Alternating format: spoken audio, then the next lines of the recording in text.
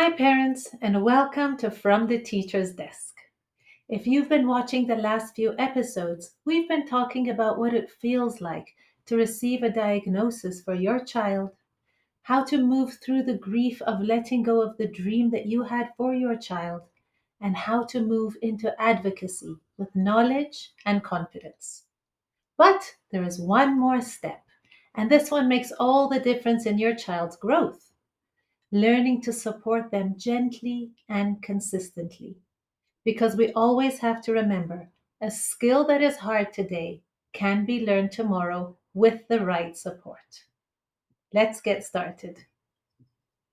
What does support really mean? When we talk about supporting neurodiverse kids, we're not talking about lowering expectations or doing things for them. We're talking about building bridges that are like scaffolds that make success possible. Success means holding on to the belief that your child can learn the skill.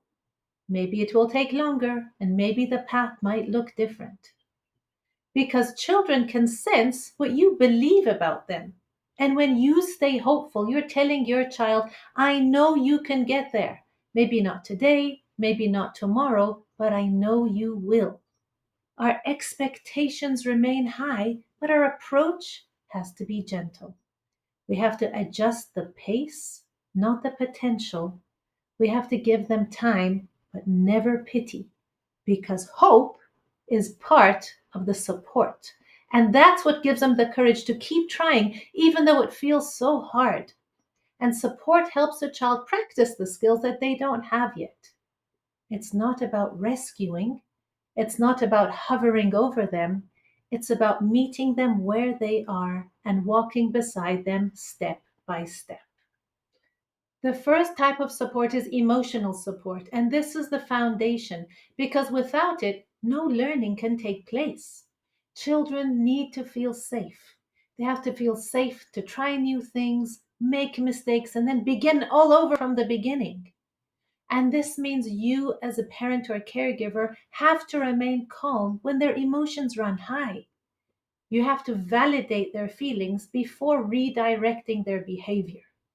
And you have to help them regulate their emotions before they're able to regulate their own emotions.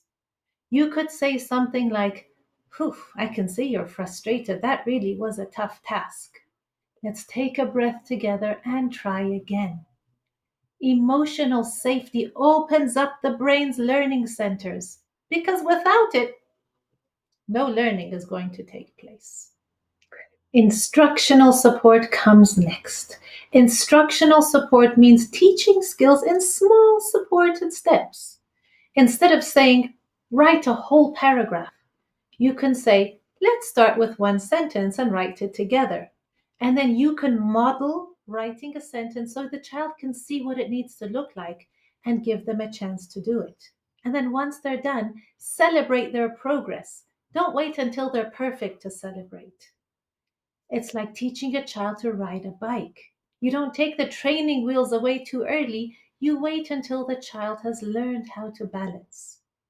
Instructional support holds the skill in place until the child can hold it themselves. Next, we have environmental support. Environmental support means shaping the space around your child to help them focus and be calm. Neurodiverse children thrive in predictable, structured environments, which means having a clear workspace, no clutter around, having visual schedules so they can see what's coming next, and having consistent routines. These help to reduce anxiety and decision fatigue, leaving room for real learning to take place and eventually self regulation. The next kind of support is collaborative support, which is the support that happens between home and school. The best support happens when parents and teachers collaborate with each other. And you can ask the teacher, what strategies are working well at school and how can I mirror them at home?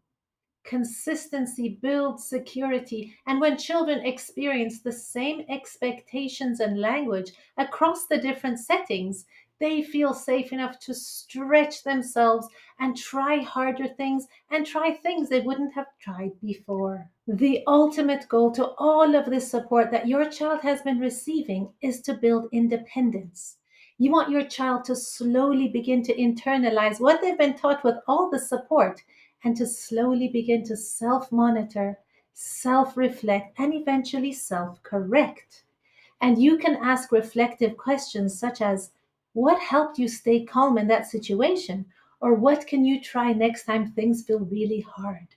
These moments teach your child to tune into themselves and to recognize their own progress.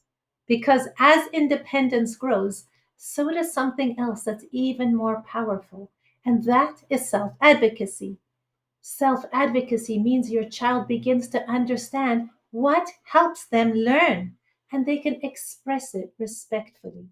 It can start really small, like, I need a break, or could I please have more time to finish this assignment, or I work better when I'm typing on the computer. These can be enormous milestones, and when children name that what they need, they're not being demanding, they're showing self-awareness. And that's a sign of confidence and growth because the best support teaches children not just to rely on others, but to eventually start relying on themselves. So remember, support does not mean doing things for your child. It means building bridges that can help them cross on their own. Every calm response, every structured routine, every chance to let them speak up for themselves, it all adds up. Because with gentle, consistent support, every child can grow in skill, confidence, and eventually independence. Thank you so much for joining me here from the teacher's desk. If this episode resonated with you, please like and subscribe, and please share it with another parent who might need to be reminded that a skill that is hard today can be learned tomorrow with the right support.